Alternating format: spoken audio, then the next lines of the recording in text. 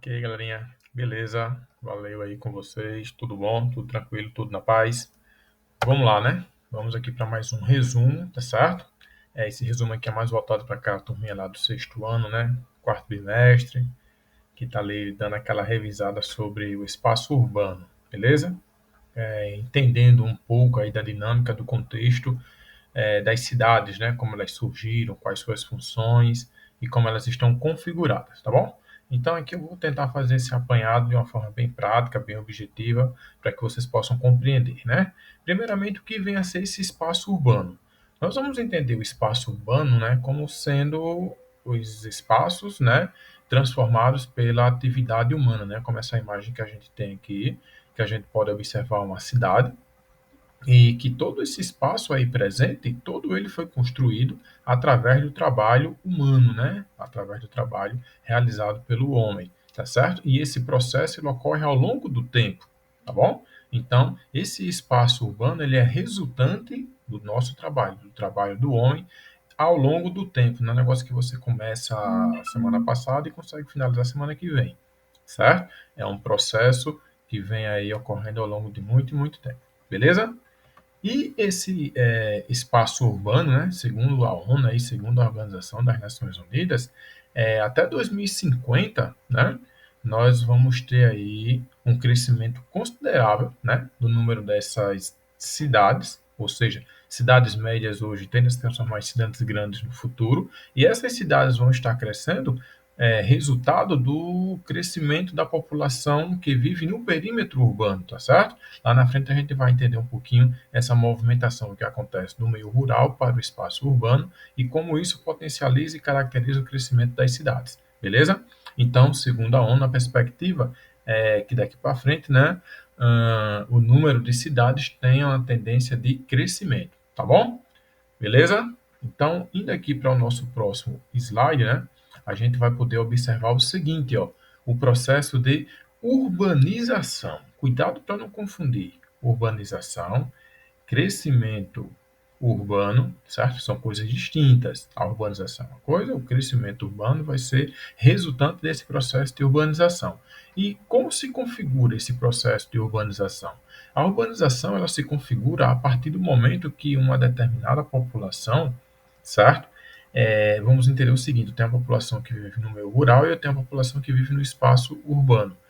A partir do momento em que a população que vive no espaço urbano passa de 50%, ou seja, aquele estado, aquela cidade, aquela região, ou aquele país, ou aquele continente, ele deixa de ser um continente, um país, uma cidade, uma região rural e passa a ser uma região urbanizada. Por quê? Mais de 50% da população daquela área específica está vivendo em áreas urbanas, ou seja, está vivendo em áreas onde nós vamos poder denominá-las, né, cidades, beleza? Então a gente pode entender, ó, a urbanização, né, ela está diretamente relacionada ao crescimento e desenvolvimento das cidades, beleza? Então, a partir do momento que a população deixa o campo para morar na cidade e que esse quantitativo, esse número passa de 50%, denominamos aquela área como uma área urbanizada, tá certo? Uma área que está passando pelo processo de urbanização. Beleza? Então, urbanização é o comparativo feito entre a população que vive no espaço rural e a população que vive no espaço urbano. Ó, se tu chegou até aqui, parabéns. Pega teu caderno, se for preciso, dá um pause agora nesse vídeo, certo? Anota as informações que você considerou e considera mais importante e vai esquematizando aí o teu mapinha mental. Se eu falei um pouco acelerado, se você não conseguiu entender aqui uma informação ou outra, dá um pause, volta um pouquinho, anota, copia, porque isso aqui pode te ajudar lá na tua avaliação, beleza?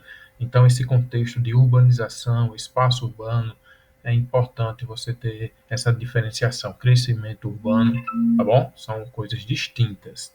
Por mais que elas estejam relacionadas umas às outras, são coisas distintas. Tranquilaço?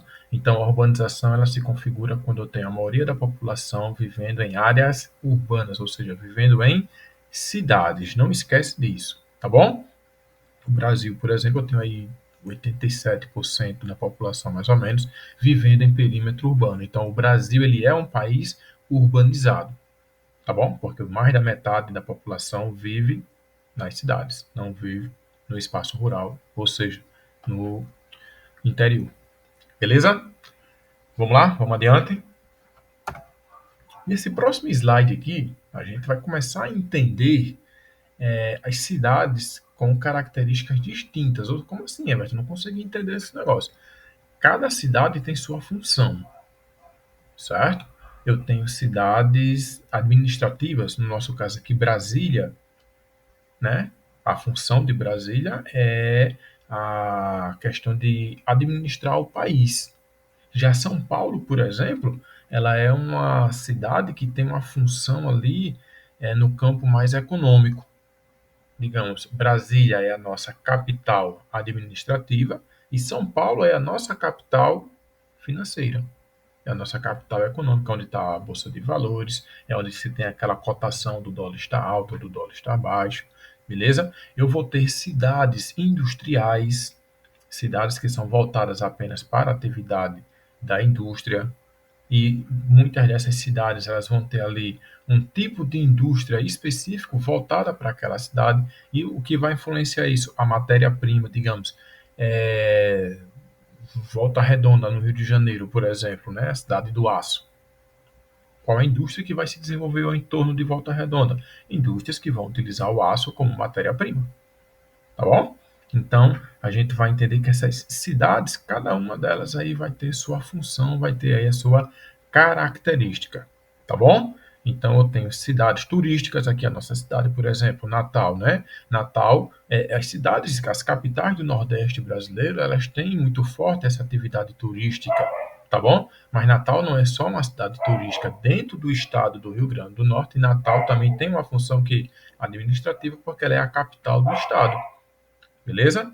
E essa mesma linha de raciocínio a gente utiliza para as demais cidades, para as demais capitais, cada uma com a sua importância. Tranquilaço? Deu para tu entender aí essa questão? E cada cidade aí vai ter sua função, isso em escala local, estadual, regional, nacional e global, tá certo? Eu tenho cidades globais aí, cidades que vão influenciar o mundo. Eu posso colocar Nova York lá nos Estados Unidos, eu posso colocar São Paulo aqui no Brasil, eu posso colocar Frankfurt lá na Alemanha, eu posso colocar Paris lá na França, Londres na Inglaterra, certo? E assim a gente vai vendo essas cidades, né, que são denominadas cidades globais, tá bom? Eu tenho megacidades, o que são megacidades, né? São grandes cidades com populações gigantescas, tá certo? Ah, professor, então eu já sei, uma megacidade é uma cidade global. Não, não é obrigado uma megacidade ser uma cidade global, ou vice-versa. Tranquilaço? Vai anotando aí, velho. Se tu chegou até aqui, vai anotando aí, vai guardando as informações, que é para você não se perder. Show? Vamos lá. Próximo slide aqui, a gente vai ver aqui a questão do crescimento das cidades, né? As cidades, elas vão crescendo, natural, ao longo do tempo, e esse crescimento aí, ele é potencializado por alguns fatores, tá certo? Eu vou aqui abordar cada um desses fatores, né? Como, por exemplo, essa imagem que a gente tem aqui, ó, ela passa por esse processo de verticalização, ou seja, em um primeiro momento, as cidades elas vão crescer de forma horizontal, muitas casas sendo construídas, ou seja, ela vai ter um crescimento horizontal. Chega um momento que essa cidade ela não tem mais como crescer de forma horizontal. Então, ela vai passar a crescer o que? De forma vertical, com a construção, ou com as construções, melhor dizendo, de prédios.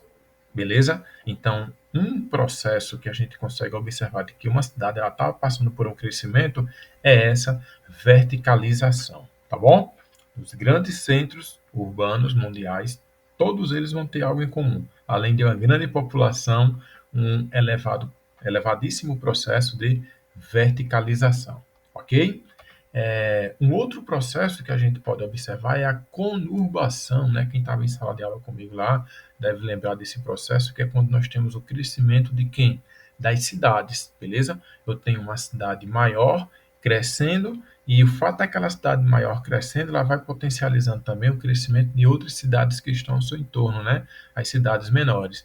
E essas cidades, tanto a cidade maior quanto a cidade menor, vão crescendo a um ponto que elas vão se encontrar. E quando elas se encontram, não há mais fronteiras físicas entre elas, ou seja, você vê que elas cresceram ao ponto de se unirem. Eu dei o exemplo, né, quem estava em sala comigo, aqui da cidade de Natal, com São Gonçalo do Amarante, quando a gente tem ali a Avenida Tomás Landim separando Natal de São Gonçalo.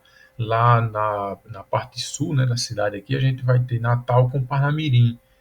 Existe um bairro denominado Nova Parnamirim que a gente não sabe mais a quem pertence Nova Parnamirim, se é ao município de Natal ou se é lá ao município de Parnamirim, porque eu tenho avenidas que começam em Natal e vão terminar lá em Parnamirim.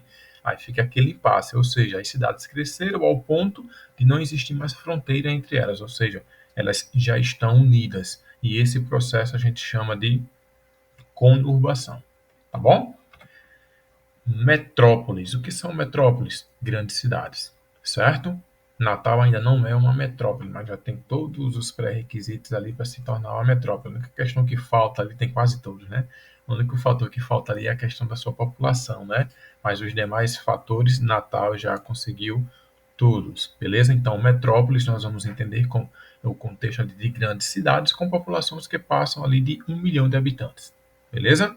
Passou de 1 milhão de habitantes e consegue manter uma certa influência nas cidades que estão ao seu entorno. Existe ali uma região metropolitana, como a gente já tem aqui a região metropolitana de Natal ou a Grande Natal, e isso vai configurar ali uma metrópole. Show? Tranquilaço? E, para finalizar, nós temos as megalópolis, né? Que aqui no Brasil nós temos uma megalópole, que é a junção lá de duas. Everton, primeiramente, deixa eu explicar aqui para você. Se tá, foi acelerado, dá um pause, volta um pouquinho e vai copiando aí cada um desses conceitos. Principalmente esse aqui, ó, cuidado para não confundir conurbação com megalópole, porque ambos vão ter o mesmo contexto. Cidades que vão crescer e vão se unir. Mas qual é a diferença da conurbação para a megalópole? A conurbação, independente do quantitativo da população, essas cidades se uniram, eu tenho lá uma conurbação.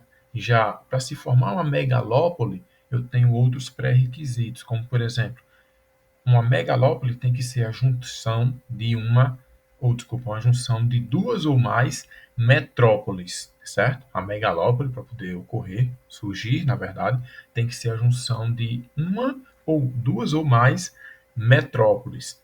Desde que ambas, né, juntas, as duas grandes metrópoles tenham no mínimo ali 10 milhões de habitantes, ok? Então, se ocorreu a fusão, a junção de duas grandes metrópoles e juntas ali elas ultrapassam, né, 10 milhões de habitantes, conseguem influenciar, né, não só a sua região, mas um país, então a gente tem um contexto ali de megalópole, certo? Aqui no Brasil nós temos esse processo entre São Paulo e Rio de Janeiro, tá bom? Em outras partes do mundo, nos Estados Unidos, nós vamos ter ali 13 grandes megalópolis. Na Europa, né, no continente europeu, a gente vai ter ali também algumas áreas que, a partir do momento da fusão de algumas cidades ali, grandes centros urbanos, vai se contextualizar, vai se originar esse processo de megalópole. Lá no Japão, nós também vamos ter esse contexto, esse conceito de megalópolis, tá certo? Então, megalópolis nada mais vai se configurar como sendo a fusão de duas gigantescas metrópoles. Beleza? Tranquilaço, espero que você tenha compreendido aí. Se ficou faltando alguma coisa aqui, se não consigo pegar a informação, volta ali onde você se atrapalhou um pouquinho, escreve, copia, faz teu mapinha mental aí, organiza tuas ideias para tu fazer uma boa avaliação, tá bom? Valeu, tchau, tchau. Forte abraço aí, fica com Deus e até mais.